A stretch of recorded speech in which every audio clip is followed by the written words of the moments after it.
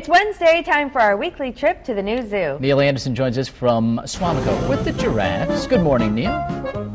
Well, good morning, guys. We're down by the giraffe exhibit, and remember we're talking about coming out in the winter, and this is another place that you can warm up. Come in, warm up, and get an opportunity to hand feed the giraffes. Now, our zookeepers are just behind the scenes, and they're weighing the giraffes and going through their morning routine. You can see Hodari, he's coming over here. Now, you see he's very people-oriented, and this will give you an opportunity to get up close and personal with the giraffes. Now, where else can you go, and especially I know in Wisconsin, where you can come in and be able to feed the giraffes in this type of weather and stay warm. So there's a lot of warm places to go out throughout the zoo and enjoy visiting the animals. And, you know, that's something that we kind of forget. We think the zoo is closed. It really isn't closed. You come out and check these guys out, but take a look at the patches on these guys.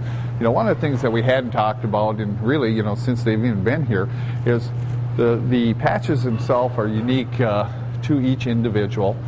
These are reticulated giraffes. They have a certain shape of a patch, but each is like a fingerprint. The other thing that is really remarkable when it comes to giraffes is take a look at that patch. Now, you see the white that goes around there.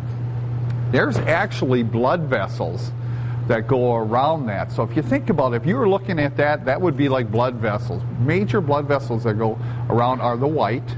And into the patch, and it works like a thermal window, is into the patch, there's smaller blood vessels.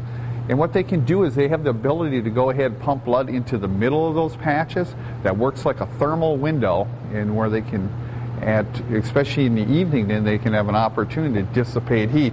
One of the other things, the advantage is that if you have a long neck and a thin neck like giraffes have, that gives you more surface area. And with more surface area, gives you an opportunity to go ahead and dissipate heat.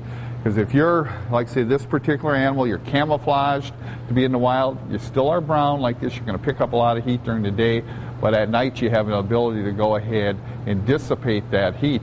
And that is so unique, and some other animals have similar systems, but they actually have a thermal window.